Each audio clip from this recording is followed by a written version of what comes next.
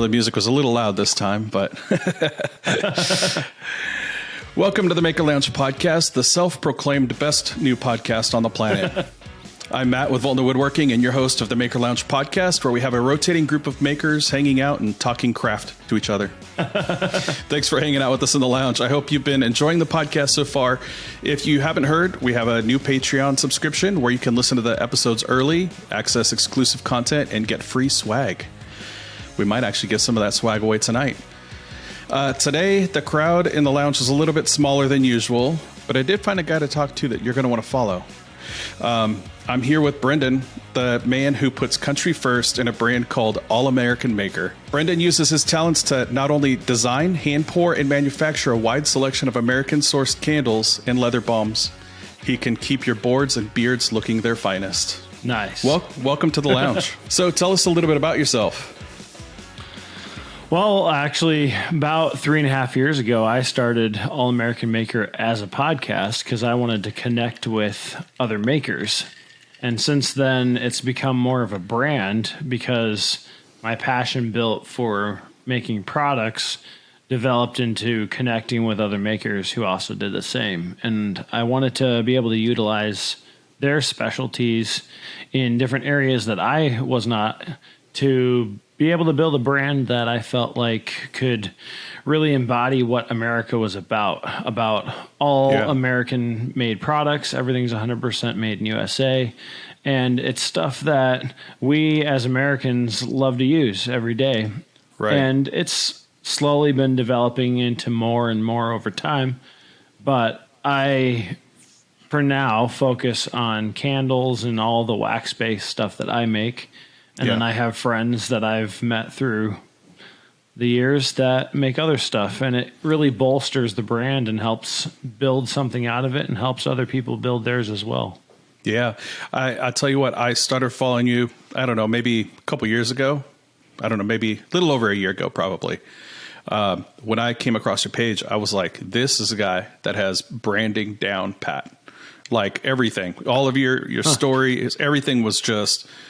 it was seamless from one photo to the next. And so you could instantly tell if you looked at your top 9 photos or back then it was more photos than video.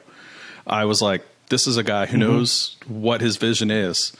So when I had the chance to start a podcast, I was like, I've got to get this guy on and talk branding. So you started the business how long ago? All American Maker itself probably started around 2019, early in the year.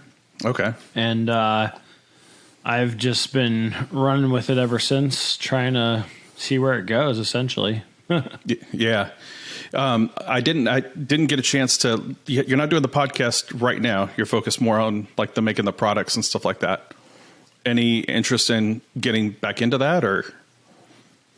Oh, yeah. So I'm actually probably going to end up being the middle of November. I'm launching a campaign where I'm selling all the products I have online, and I'm launching a ton of new ones in different packages and stuff. And anybody who buys anything from my website, pretty much for the next 3 to 6 months, is going towards me getting a van and a trailer to take All American Maker all across America. Wow. Because the way I like to do the podcast is to actually go to makers, see them in person, film with them in their workshop or wherever they do their trade, and actually develop a relationship with them. Right. Because it's like, and it's kind of awkward for me to do the whole video conferencing type podcast. Yeah. Because like I never got to meet you in person before we did this. And as much as I enjoy talking to people through the internet, I love meeting people in person. Yeah, there is that like little bit of awkwardness, right? When you and I have never talked before. So, I've seen your stories, your videos and things like that on Instagram, and you've seen mine, but it's hard to tell what a person's really like. So, yeah, I mean, there's that part of it, okay, I'm going to have this guy on the podcast. I've never actually talked to him before, but so there's that kind of like weird phase you got to go through. But super glad that you were able to come on because your products, and for the listeners, I just ordered some of your products for the first time, and they arrived last week. I got the tobacco and bourbon candle, which if you're watching YouTube, I've got it burning right now, and it smells awesome. It's not like some of these candles, I have another candle that is, it's like a smoke something or other, smoked whiskey or something. It's really powerful. So you can only light it for a little bit of, time. This one's really smooth. Like it's, a nice light, scent. And then, I of course got the shirt. I'm wearing the shirt tonight. Oh yeah. What do you call this? What do you call this guy? I just call him the woodworker dude. Yeah. I have the woodworker dude shirt, and you got a couple other different ones that are a similar look. The one with the cowboy hat. But this one is all me right here with the hat, with the beard. Yeah. And of course stickers. I got some of that, and the solid cologne, which is actually in the bathroom. I used it this morning. So, but yeah, the nice. Branding is consistent across everything. Is that something that you had like in mind that you wanted to carry across all products? How did you come up with that concept? Yeah, so I've actually been developing the branding for a lot of these products for 5+ years. I work with a few different designers on all of this stuff. So like everything that looks hand drawn, all of the dudes, all of the elements, those are all done by my buddy Primo. He used to actually be a leather worker, and then he completely switched to doing graphic design and illustration because it was a better medium for him. He could create a better quality of life for his family. And at the end of the day, that's really what we're all looking for. Right. So he found one of his many passions that was a little more lucrative, and he ran with it. And I love being able to have everything look kind of old school and more hand-drawn. So I actually have 15 different dudes now. Oh, cool. And they all are like different trades, different things. And I could go into what they all are, but really it's about celebrating the different makers. And I'm actually going to be working with him on developing some female ones as well, because obviously I'm a dude.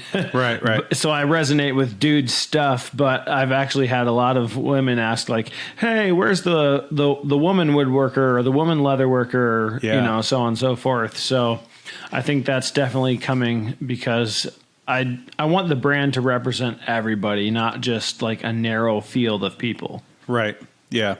I mean, they all have to have beards though. So I think that's you're gonna have to the bearded lady. The bearded lady. I think you need to make that, incorporate that. Come on, Primo, get with it. I saw some of Primo's stuff. I started watching him on YouTube because of his design stuff. And and I just got an iPad Pro, so that's how I caught him. Yeah. Super clean designs. For those of you just listening to this on an audio medium, go out and check out his page, All American Maker, on Instagram. You also on Facebook and all that kind of stuff? Pretty much everything. Okay. Yeah. You gotta get all the names. Like even with Maker Lounge Podcast, I was like, I'm probably never going to post a TikTok, but let me just go ahead and reserve it. I'll get all that, things down. Just definitely go out there and give him a follow, because you'll see exactly what we're talking about in this episode. It just, with the look and everything. Like I'm staring at this candle and it's got, I don't know what you would call this guy. This looks more like, he's sitting on a whiskey barrel and, he's got a pipe in his hand. Oh yeah. I call him the bourbon whiskey dude. Yeah. Bourbon whiskey. For those of you on YouTube, you can see it. But he incorporates a lot of these designs across, everything. And then even your product shots and stuff, you take some of those yourself, you outsource some of those, but they are all consistent. Is that right? You do outsource some of the photography? Yeah.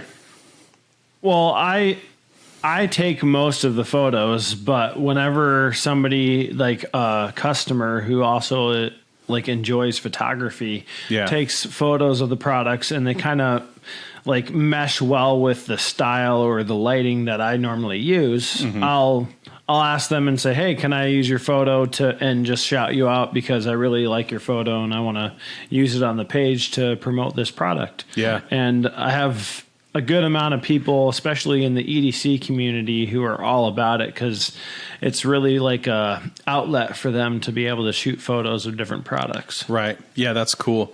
I noticed a lot of your stuff you've got, and I promise I won't take like make you unleash all of your secrets to the audience, all 100 listens or whatever.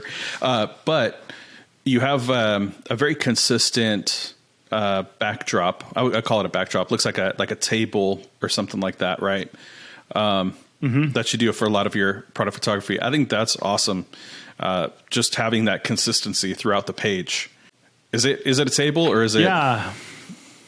Yeah, well, it is and it isn't. So I actually took like a rolling cart, and I took 4 boards that were like from a 100-year-old barn that I found, and I put them all together because they're all like the same type of wood. I lightly sanded them so that they're smooth, but it didn't take out all of the graininess of the wood, and put them all together, and that covers the whole surface. So it's like a nice consistent backdrop for everything. Yeah. And then even in your videos, you got a nice backdrop. So it's like, I think, there are a lot of people, me included, will put out content. It's not necessarily seamless. It's not very consistent. Whatever I'm happen to be working on, that's what I post. All of your stuff seems very thought driven. Like you wouldn't post something that's out of brand for you, like most people would. Yeah. Well, like for instance, I have a really big passion for shooting photography of national parks. These photos behind me are all ones I took of Yellowstone. Cool. And like this one right here, that one is of Yellowstone shooting at Grand Teton. Like, cool. I love shooting outdoor photography, but it doesn't really fit with the brand all of the time, right? Because it's just not the feel. Right. But I would like it to be because like I've moved into doing more like outdoorsy type stuff. But like I live in Western New York, and half the year it's snowing out, and I'm stuck in my workshop, so I kind of have to make the feel more indoor and dark. Right. And you do a good job on that on like your website. Everything just feels cold, but not in a bad way. Cold in like just like you just want to curl up next to a campfire and tell some good old boy stories. Nice fresh candle. That's right. Yeah. So I have a feeling that I'm going to probably have one of these in every room here soon. I'm trying to figure out. So, just off the top of your head, in how many different scents can you name in 10 seconds? Put you on the spot. I don't know. I mean, I have about 25 with All American Maker, but I actually have 160 in my shop that I use for doing custom candles for other companies. Wow. And I'll formulate blends and different things so that I can kind of either mimic something they like or create a blend that they have been seeking out. Oh, cool. And so, to just name a couple off the top of my head is like, where do I start? Right. Yeah. So tell me more about some of these product collaborations or the private label stuff that you do. How does that come about?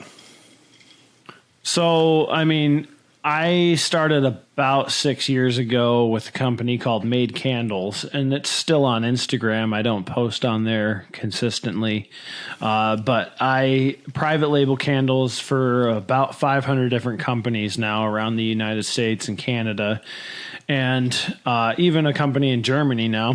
Oh, cool. And essentially it's taking these containers and a few other options and completely what they call white labeling or private labeling it so that it has their own designs and graphics and information on it so they can sell it as their own product. But I'm making it for them so they don't have to make the investment of time and resources to figure out how to make candles. Right. Yeah, because that's a big operation, I imagine. You know, if you're pouring, like, what's your average size batch for a private label? So there's not really an average. I do anywhere from like 50 to 500 or even 5,000. So wow. It just depends on the customer. I love working with small companies and I love working with big companies. It actually takes about the same amount of time invested in developing 50 candles as it does 5,000. Right. So I prefer the larger orders. Yeah. But I love connecting with really anybody. So, yeah. So if I wanted it, because I had thought about, there's another maker that I follow that they make candles as well. And, you know, pretty much the same type of stuff that I do. And I was like, oh, I could get into candle making. But then something that you've done, which I read on your website, is that, hey, not everybody is a professional at everything, right? Like if you're if you think you can do everything, I think, and I don't want to quote you wrong, but basically, if you think you can do everything, then you're wrong. There are people who can do things, and I paraphrase that for the audience. Maybe, you know, if I wanted a candle, let's say, so you could private label something, and would you ship, if I wanted to order 20 candles with my stuff on it, would you send it to me? Would you direct ship? Like how would that work? So typically I would make the whole batch and then send it to you, and then you can sell it out on your own website, at shows and events in person. If you have a store in your store, anything like that. And so there are a few companies where I do like print fulfillment of candles, so to speak. But I take a higher percentage, like I charge more because I'm makes sense. Packing it, shipping it all for them. Yeah, no, that makes sense. Even your boxes have the branding on it and in it and all that kind of stuff. Really sweet packaging. So kudos to you on that. I took some video of me opening everything, so I'll be posting that on the Instagrams. But yeah, everything looks nice, awesome. Yeah. So I was going to ask, you also, so you've got leather makers and things like that you sell that product on your website. So it's kind of like the inverse, right? So you're doing product fulfillment or wholesaling for other people, but then you also do a little bit of that on your website. Yeah. So like, for instance, I know that All American Maker, if I want to build it into a brand, say like Duluth Trading or LL Bean or something big, I can't be the one making everything. Like, sure, I could sit down and learn how to do leather craft and woodworking and pottery and all those things, but that's like, you know, $50,000 long term in equipment for each one of those things. And I'm not saying that I won't ever make leather goods or I won't ever like do woodworking. Yeah. But I think that if someone's a professional at making something and they can do it better than I can, and they're willing to private label it for my brand, then long term that benefits both of us, because I'm able to sell a product that I wouldn't normally offer, and by buying it from them, I'm giving them business. Yeah. Just as like if someone came to me and was like, hey, sure, I could learn how to make candles. Right. But I'm doing this. Why don't you do this for me? Yeah. Like do candles for me so I don't have to learn how to make candles, and I'll stick to like woodworking or whatever your medium is. Right. Because I can bust out like 3,000 a day, whereas most people, like, to buy the supplies just to make 24 candles, it'll be more expensive than buying them from me. Right. Because like I'm buying wax a pallet at a time, and I buy each fragrance like 25 pounds at a time. Wow. And my containers by the pallet. So I'm getting better pricing because I'm doing bulk. Right. And it takes time to get there.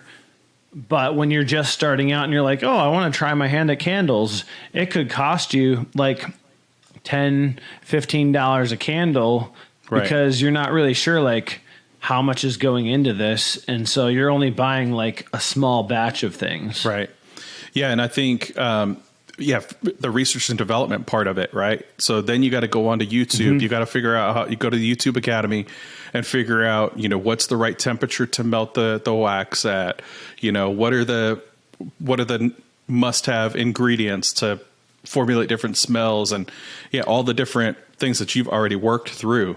So I think that's really smart. Really smart marketing. I think what you've got going on in that space is great. The collaboration supports the maker community, which is awesome. And, keeping everything American.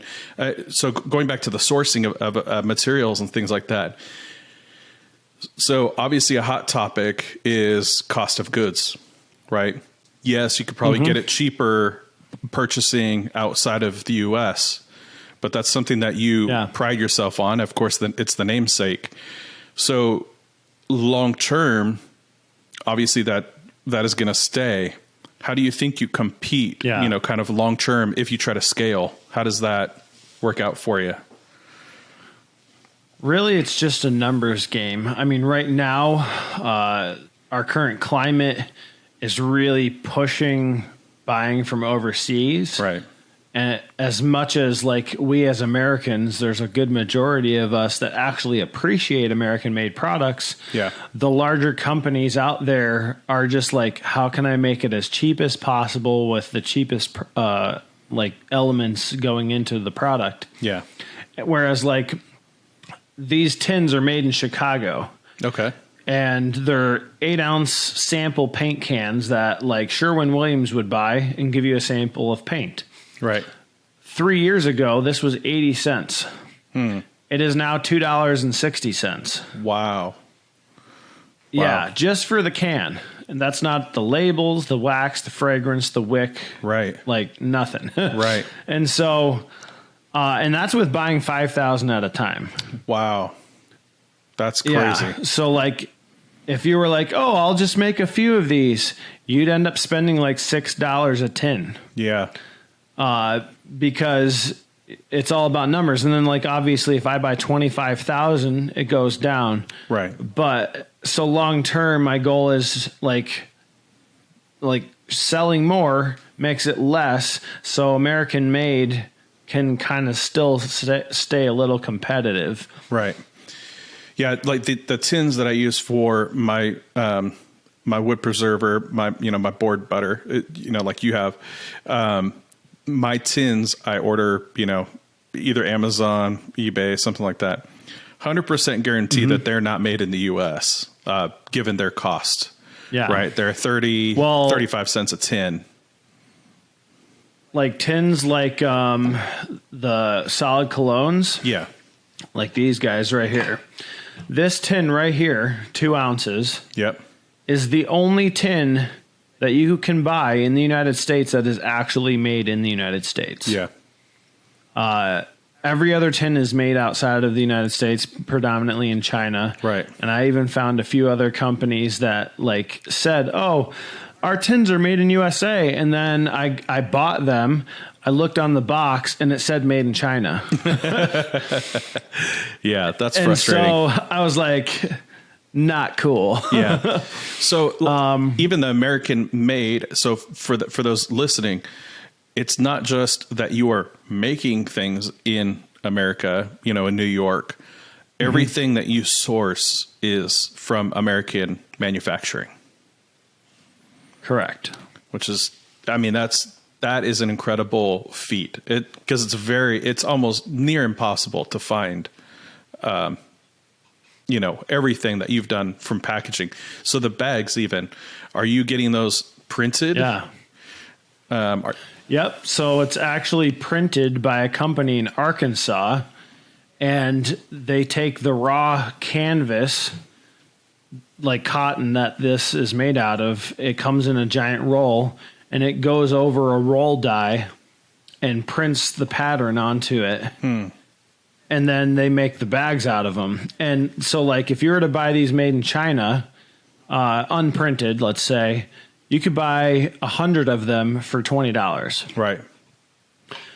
This was $1.50. Wow. Yeah. Just for one bag. And I don't think people realize how much goes into the packaging, because, you know, they order something. No. If they order a candle from you and, you know, they say, well, okay, so it's a $30 candle, let's say. They don't, when they get that candle, they're going to get the candle in the bag, right? Yep. And so every candle gets a bag, or if you package two together, yeah. So there's going to be a candle, a bag, nice box packaging, business card, I imagine. Anything else? Sticker, thank you card, stickers. So just in packaging, even the bubble wrap. Oh yeah, I mean, just in packaging, you're already in probably $10, 10 to 15. Yeah, like the box you got cost me around $250 just for the box. Okay, so yeah, so if I add that up, so $250 plus $1.50 or so for the bag, plus stickers and postcard, thank you card, the tin to make that. So we haven't even included. Okay, that's not even talking the wax, the wick, the time. So that $30, and if I pay shipping, there might be a small markup on it or whatever just to cover some materials, but that $30 in profit, gets whittled down really quickly. Yeah, I don't think people realize that. They'll complain. Oh, sorry. Go ahead. Most people don't understand that because, like, I usually just charge the shipping cost. Right. But then, like, when someone pays with a credit card on my website, 3% comes off the top. Like, that money never comes into my account ever. Right. And then you take the box, the bag, the product cost, and I only sell the candles for $25 normally. Yeah. And then if I do a sale, it's even less. Yeah. And so there's not a whole lot of profit in there. Right. Yeah. Yeah. And so that goes back to the point, I think, like you were talking about with collaborations and stuff like that too. Because if you got this nailed down, like if anybody is thinking about competing with you in this space, good luck. Because I don't think that there's going to be, you've got this dialed in. But being able to provide that service for your leatherworking friends, even making the leather, you make leather. I'm not a leather worker, so pardon my ignorance, but like a balm for the leather, right? That's like to condition it and stuff. Mm-hmm. So you provide them that. Yep. They provide you some leather products. You're able to sell their products and vice versa. That's genius. Just got to say that. Yeah. Like Dead Sled Leather. He makes the passport wallets that I sell, and he's making me some other things coming soon. And I make him leather balm and candles that are private labeled for his business. And so sometimes we'll even just do a straight trade where there's no money crossing hands. Right. It's just like, okay, I made this number of dollars worth of product for you, and you do the same for me. And we both win, because then we get to bolster our brand, like build our brand with more product while not having to make it. Right. Yeah. So what's your top seller for candles, let's say? As far as products? Yeah. Let's say. Oh, candles. I would say it's the Pacific Woods, the tobacco and bourbon that you have, or this one right here, which is the oak moss and amber. Nice. So and then also, so for the candles, that's your top seller. Now, what about out of your products? Are the candles the top seller? Yeah. Yeah. So that's like if somebody were to think All American Maker, what would you want them to think? Candles? It's funny you say that, because most people think candles. Okay. But I would like to break that mold or mindset of what All American Maker is. Yeah. because I want it to be so much more. Right. But the reality is it's going to take a lot of work to get there. Like right now, when people think of All American Maker, I predominantly make candles. Like it's really easy for me to come out with new ones. Yeah. And so they're like, oh, he's the candle guy. Oh, okay. But like I have coffee mugs, like Do What You Love, and it's made by Folk and Wayfarer Pottery in North Carolina. Yeah. And I have coffee that is delicious, by the way. Okay. I should have ordered that. Made by a local. I'll throw it in at some point here.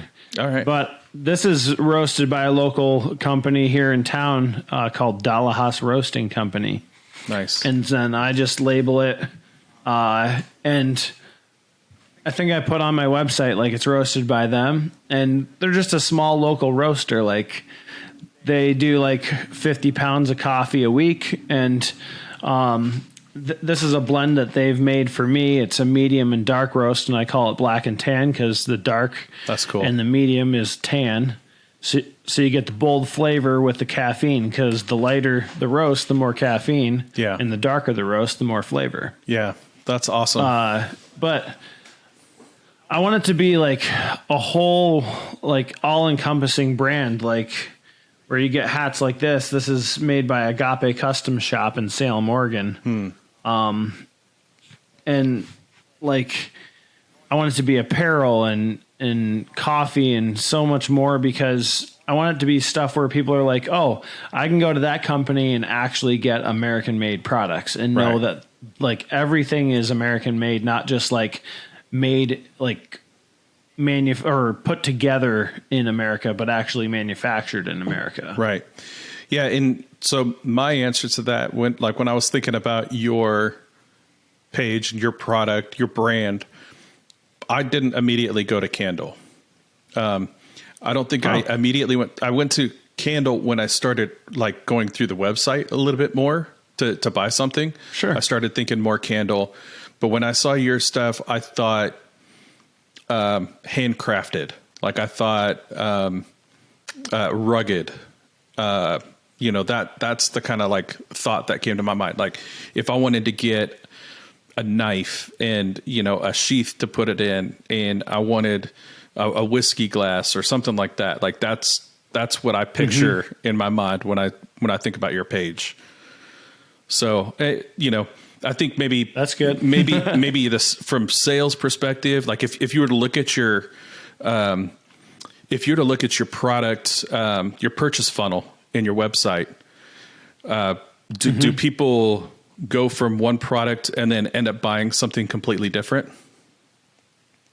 Yeah, usually they'll click on the link because they saw something, and then they'll add other stuff because they're like, oh, there's this and I want to try that. Yeah. The suggested like, oh, if you like this candle, you might like this, whatever. That probably works out pretty well on your website because you offer so much. What's one product that you make yourself that, and this could be since you've started the business, you may not even make it anymore. What's one product that you absolutely hate making or hated making? Don't say candles. Don't know. No, like there's nothing that I hate making, honestly. Yeah. It's really just like, if I don't like it, I refine it and I make it better. Oh, that's good. Yeah. And I was thinking that you're going to say, oh, it was leather and, now I outsource that or something like that. Actually, I've never made leather goods personally, but I'm getting into it this next year because of like starting to do in-person shows. Right. Some of the things that I get asked all the time are, hey, do you do belts? Do you do keychains? Do you do like dog leashes?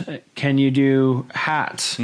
And so there's certain things that I may do more myself simply because of the fact that like doing in person is where I want to be. And that's what sells the best in person. Right. And like being able to personalize it and stuff like that, having different colored leather and all that kind of stuff. I imagine that would go over really well. And it'll be like belts will be live belt making. So like they'll be pre-buckled, but the end can be cut to size for whoever it is. I can add names, anything like that in person. And I think that will be huge. Yeah, I think so. Yeah, a lot of the crafts shows and stuff, especially coming up into the holidays. So I imagine you're going to have a busy schedule coming up. But anytime that I go to any of these little things, I rarely see a leather person. You see about 3 or 4 different woodworkers. You got about 1,700 Scentsy people, you know. So yeah, you're competing against multi-level marketing also in the Scentsy thing, right? Yeah. You're putting out a wick candle where, you know, everybody's going to cubes. Do you do any of the cubes that people could use in Scentsy or those types of things? Oh, like wax melts? Yeah. I do make them, but nobody asks me to. Oh. And at one point I had them and they just sat around and did nothing. And so I just stopped making them. Okay. Huh. Because and it might be the clientele because it's mostly guys. right. Yeah. Until you get that woman t-shirt, you know, but you know, I think that's something like we have my wife, she used to sell Scentsy. So until she realized that, you know, we ended up spending more than she was making, on the product. And, then we're like, oh, we fell into the multi-level marketing trap, you know, where you're just supporting your own personal stuff, your own habit. So we've got about 10 Scentsy warmers that are scattered, you know, throughout the house. Most of them are in cabinets now. But but that'd be something that I might enjoy. So, you know, I don't know. Maybe test the waters again. I already have all the stuff, so I could easily add it. Yeah. So what's your biggest challenge coming up with new products and stuff and trying to incorporate it into the brand? Usually it's money. Yeah. Because I probably at this point because I've had like essentially businesses like working myself, making candles and other things for about 6 years now, maybe 7. I've reinvested like probably a couple $100,000 into it. Wow. And right now, let's just say if I sold everything I have in stock of every product, I'd probably have about 100,000, and that's not including raw materials. So, like that's just everything that's on the shelf right now. So you're ready to ship. But yeah. Wow, that's incredible. So when you do a scent, like take the tobacco and bourbon, do you look at your sales over the last year and figure out, okay, I should sell about X amount, plus I'm going to add on, like I'm going to push to sell it, and so you make X amount, or do you just make whatever you are kind of feeling? Is there like a science to how much you figure out? It's usually just based on like what sells. Like if something goes away quickly, I know, oh, like that's more popular, so I'll make 50 to 100 of them to put on the shelf, which is a lot at times because to have 50 or 100 of every single candle on the shelf is literally like sitting on $15,000, $20,000 in just candles. Wow. So it takes a lot. Like I'm actually getting to the point because of wholesale and selling to other like retailers wholesale and doing, a lot online as well as in person. I'm probably going to start making like 300 or 400 of each at a time. Wow. Because of shipping them out and having them in person and everything. Like it goes quickly. And then you realize like, oh wow, like having 50 isn't a lot. If somebody gets 24 of every scent or something, right, half of it's already gone. Right. Do sales pick up this time of year, getting ready for Christmas? September through December are really the hot months of the year for sales. Yeah. So you try to ride that out for the January through probably the summer, I guess. Definitely not in the summer. Probably not a lot of candle sales, right? No. And so, in years past, I haven't really like thought ahead that much, as much as I should have. So this year I'm really thinking ahead, like, okay, I need to make X amount to, cover my bills and get through the end of the year and maybe pay off some debt from like stocking up on stuff. Right. And I need to actually make this amount so that I can pay all of my personal and business bills for, say, like the first 8 months of the year, and like ride that so that I can actually be like on top of things and have the peace of mind to work on new projects versus constantly being like, oh my gosh, I got to pay my bills. Like, how am I going to do this? Like, working for yourself is way different than like having a side hustle where you're like, okay, I'm working my main job and I'm paying all my bills, but then I invest like hobby money into this. It's like, okay, this is it. If I don't make money, if I don't make sales, I don't eat. Right. Yeah.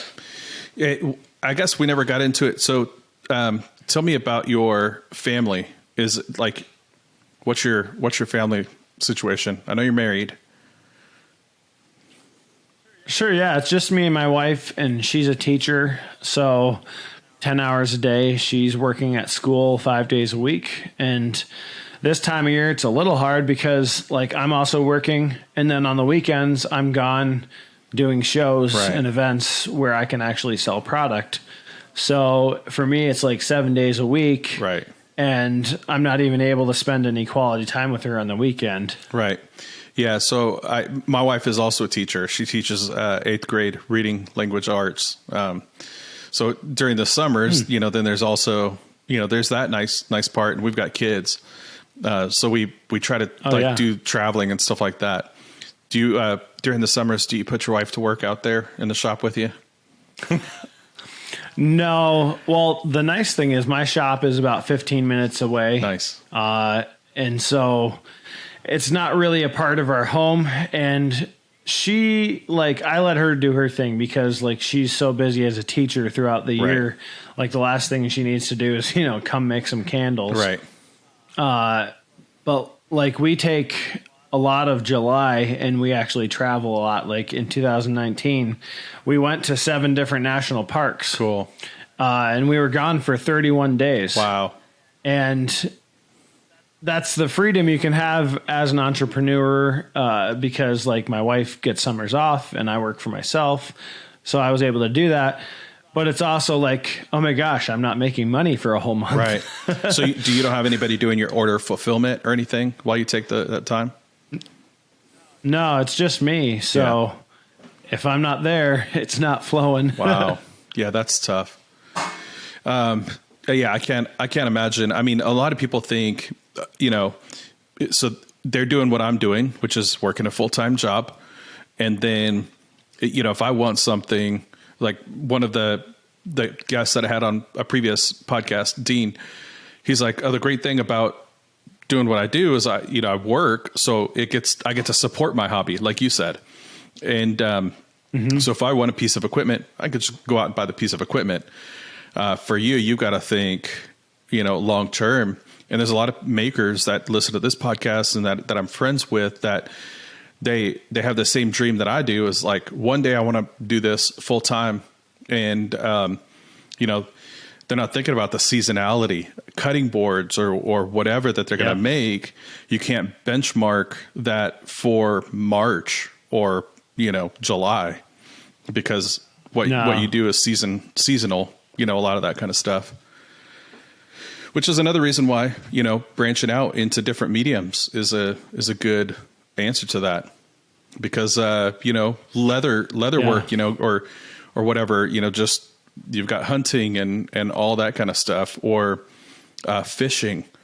If there's things that you incorporate with fishing, well, that's a summer type of activity that people are going to go out and do, and kind of branches that seasonality. Yeah, and what's nice is I also do photography and video for other companies. So in the seasons when I'm not doing products, I'm able to shoot for them. I even shoot now. Like this weekend, I am going to Wyoming for a couple weeks to shoot with 3 different companies. That's cool. I do promotional films for them. And it does make it a little difficult because it's right in the middle of our like busy product season. Right. But what I actually will do is take a whole bin of like the best selling products that sell the most. And if something comes in, I can actually ship it while I'm out there. Cool. So, it's a little hairy at times, but doing that, like having a diverse portfolio of things you're capable of doing also helps in working for yourself. Yeah. Because like if you only do cutting boards, like you say, there might be like 3 months out of the year when you sell cutting boards. Mm-hmm.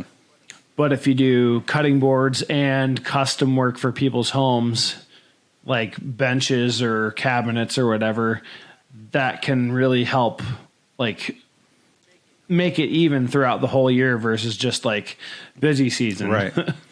What's one category that you're not in yet? And I guess you don't have to share this if you don't want to. What's one category you're not in yet that you've been looking at? As far as selling products? There's a lot of things actually. Like this weekend, I actually finished up a 75-day thing called the 75 Hard. It's 2 workouts a day. You drink a gallon of water every day. No alcohol. You drink you read 10 pages of a book, and you stick to a specific diet. And like working out and being healthy as an entrepreneur and as a maker is important, because like if I keel over and die, my business is done. Right. And if you're the sole breadwinner for your family, that means that your family doesn't have any provision. Right. And so taking care of yourself, I think, is key. And so some of the things that I want to get into more is like I'm actually working with a company called First Form. They're an American-made supplement company in Missouri.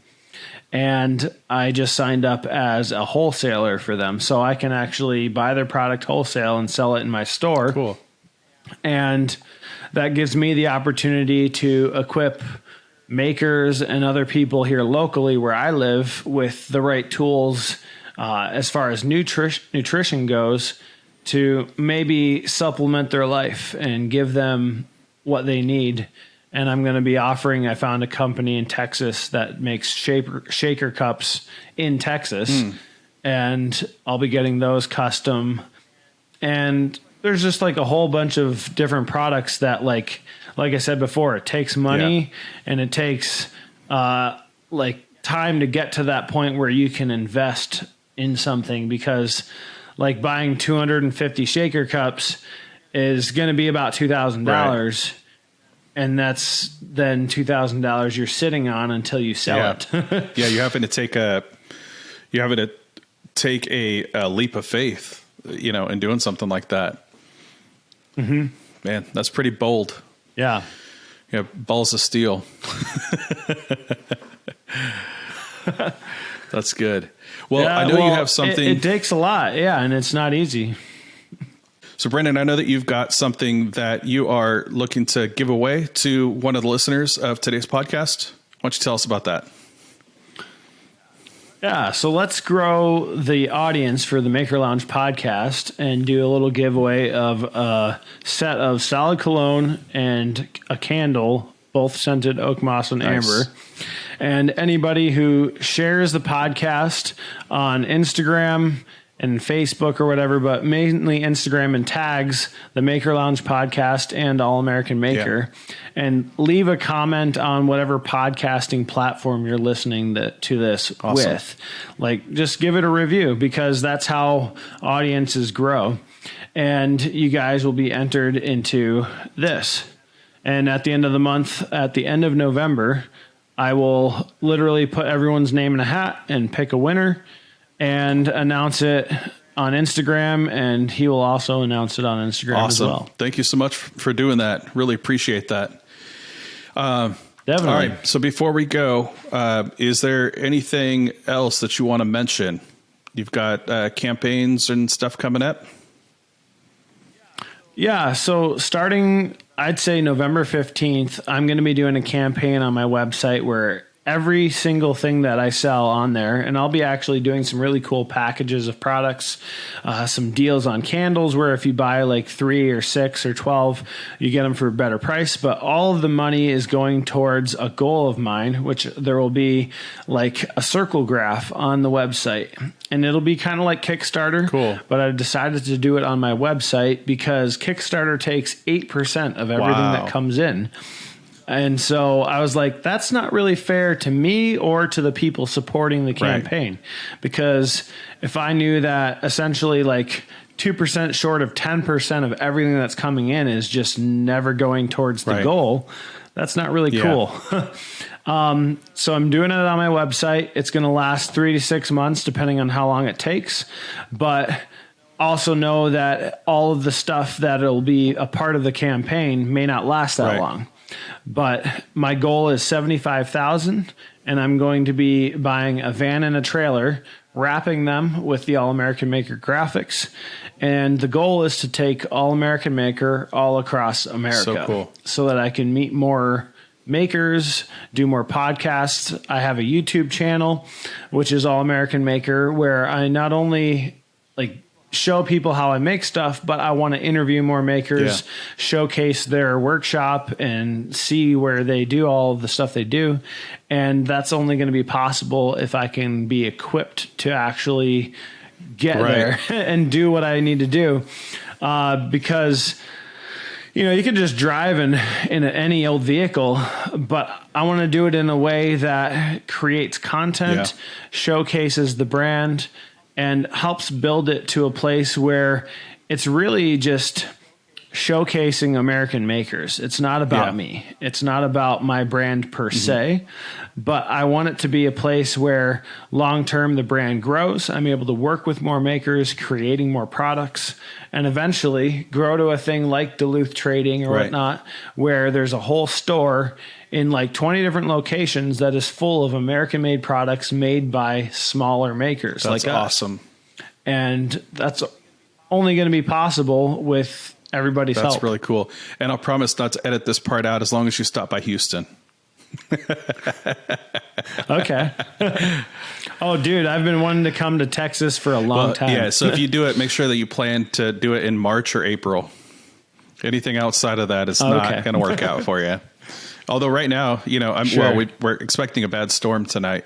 But, you know, any other time it's just hot.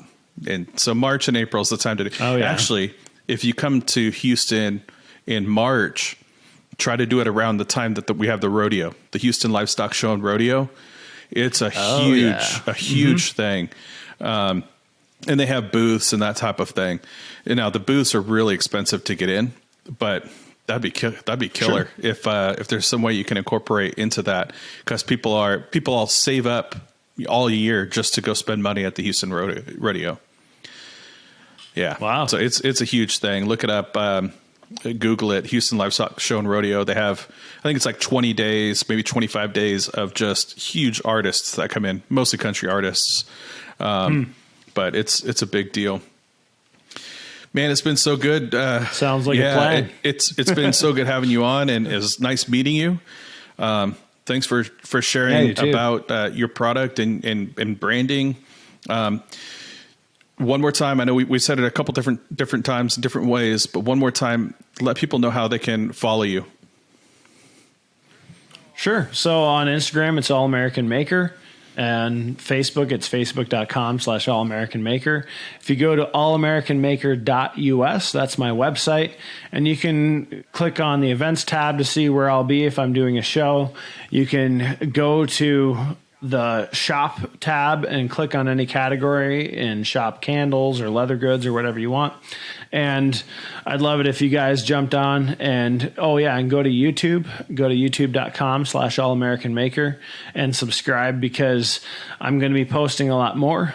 I know this season is a little busy, so I haven't been doing it every week, but I've gotten about 6 or 7 videos up in the last month, and I want to do a lot more content to really showcase behind the scenes, because like Instagram is always like the picture perfect scenario, but I want to showcase the raw and real side of what it actually is like to be a maker. Well, dude, You're crushing it.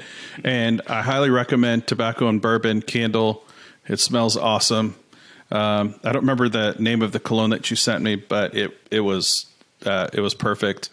I'm Matt with Voeltner Woodworking. You can find me on Instagram, Facebook, and all the things, YouTube at Voeltner Woodworking.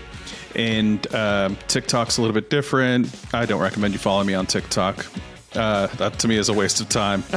But you can also follow the Maker Lounge podcast on all of those mediums. Maker Lounge podcast, that's where we're going to be posting this video.